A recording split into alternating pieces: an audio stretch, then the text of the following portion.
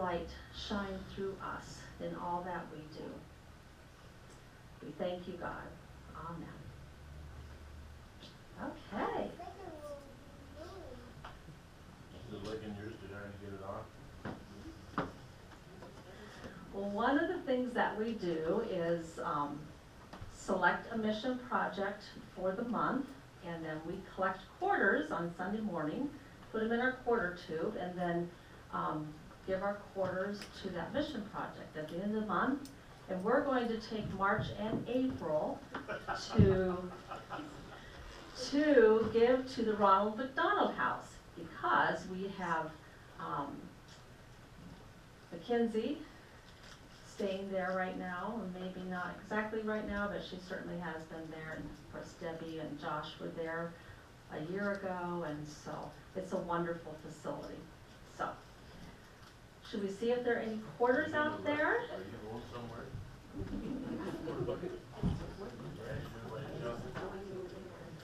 Yeah.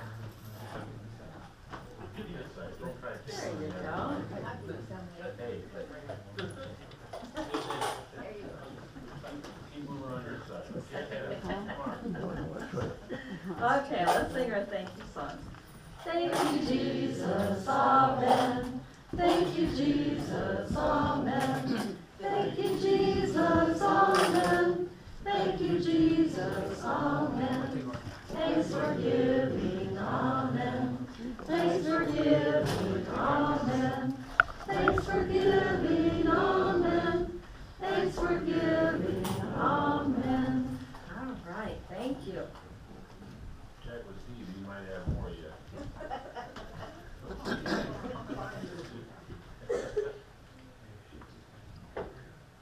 All right. So our next hymn is Lamb of God, page 2113 in the Faith We Sing. And if you're following along in the book, you'll sing the first verse, go back up and sing the second verse, then the refrain, then back to the third verse and the refrain again. Or just follow the screen. Or follow the screen. There you go. Much easier. You may stand as you are able.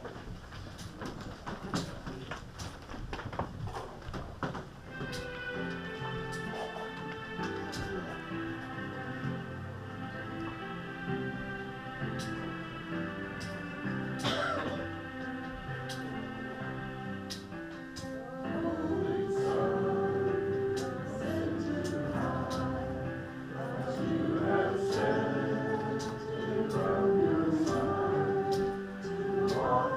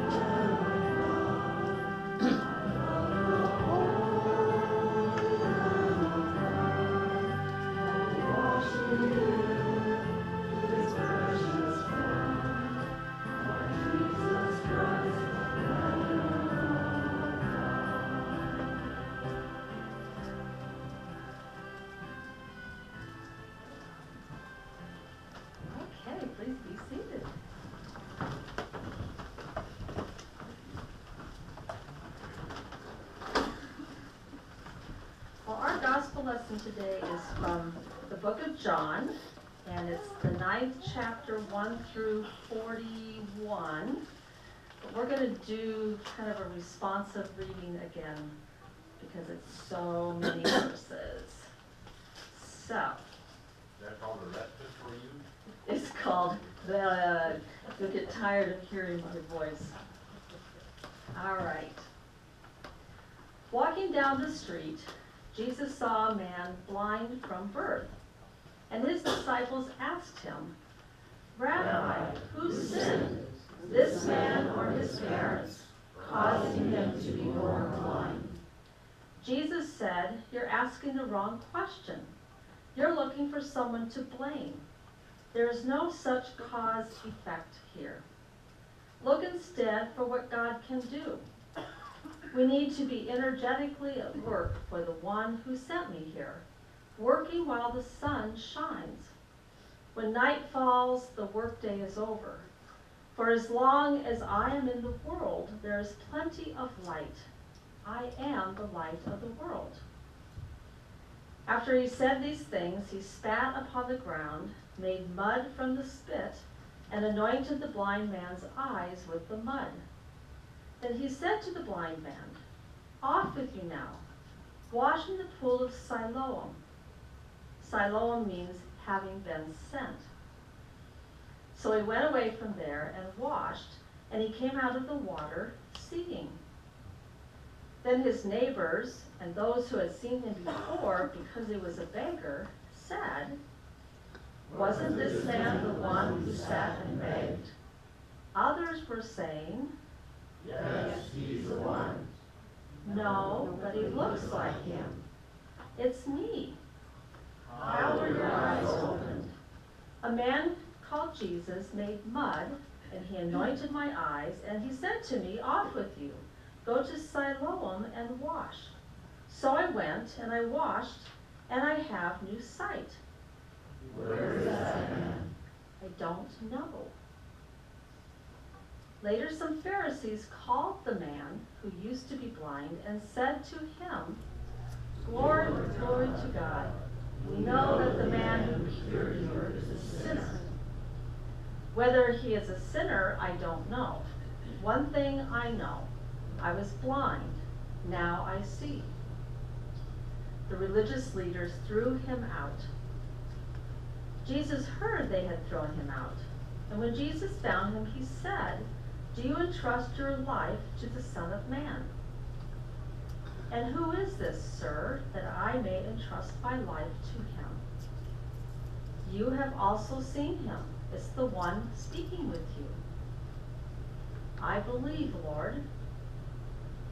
"I have come into this world in judgment, that those not seeing may see, and those seeing may become blind." Some of the Pharisees who were with him heard these things, and they said, Does this mean you are calling us blind? Jesus said, "If you were really blind, you would be blameless. But since you claim to see everything so well, you're accountable for every fault and failure." This is the word of the Lord. Thanks be to God. Let us pray. Gracious and merciful God, may the words of my lips and the meditations of all our hearts be acceptable in your sight, O Lord, our strength and our Redeemer. Amen. Well, back in the early 1970s, people at the Xerox company decided to develop a research company. They called it the Palo Alto Research Center, PARC, or PARC for short. They wanted to park researchers to look into the future and create products that would lead Xerox into the next decade and the next century. And it worked. The people at PARC invented some wonderful things. In 1977, 4 years before IBM came out with their personal computer, park conducted a Futures Day where they showed off their inventions to the Xerox executives. And this is what they invented. They had invented the personal computer. They called it the Alto. They had invented the mouse. You could use their mouse to draw pictures on the computer. And they had come up with other ideas: networked printers, electronic file servers, the ability to send files around the world electronically. But the Xerox executives didn't care much for what they were seeing. They were copier people. They had a great business going. What did they know about computers? Who would buy one of those things anyway? Why would they want to make it possible for employees to draw pictures on a computer screen with something called a mouse? A mouse, for heaven's sakes. Why would you call it a mouse? If you have mice, you call it exterminator. But some of those executives brought their wives to Futures Day, and their wives loved the computer and the mouse. Many of them had been secretaries, and they could see how the computer and mouse would transform a secretary's life, would transform the whole office environment. But the executives refused to listen, and so they left the computer and the mouse and all the other innovations on the table. A year or two later, a couple of kids in San Jose, not far from Palo Alto, working out of a garage, picked those ideas off the table and put them to work. They called their computer the Apple. They didn't have much money, but they had their eyes open. They had a vision. And the personal computer industry was born. And Xerox kept on making copiers. Sometimes the really smart people are the last to see. And that's how it was with the Xerox executives. And that's also how it was with the Pharisees. The blind man could see Jesus, but the Pharisees could not. The blind man could see that Jesus was the Son of God, but the Pharisees thought that Jesus was a lawbreaker. The blind man could see that the Messiah had come, but the Pharisees could only say, "We are the disciples of Moses." So are we ever like that? Do we miss the obvious truth right under our noses? Of course we do. One of my seminary professors told us the story about going before his church as a child and presenting himself as a candidate for baptism. The pastor asked him to confess his faith in Jesus Christ and state his desire to be baptized. And then the pastor did something that seemed strange. He asked the congregation to vote to accept him into membership. He said, "Everyone in favor of accepting Dick into membership, raise your right hands." And everyone raised their hands. And then he said, "Everyone opposed, raise your right hands." And no one raised their hands, which was quite a relief. It was scary to be a 12-year-old boy in front of all those people waiting to find out if they would accept him. And at the time, he wondered why they would take such a vote. Would they deny someone membership into their church? Someone who had professed Jesus Christ as their Savior and wanted to be baptized? He'd never seen them turn anyone down, so why ask the question? He couldn't understand it. But years later, after the civil rights movement was well underway, he realized that there were no African Americans in that congregation.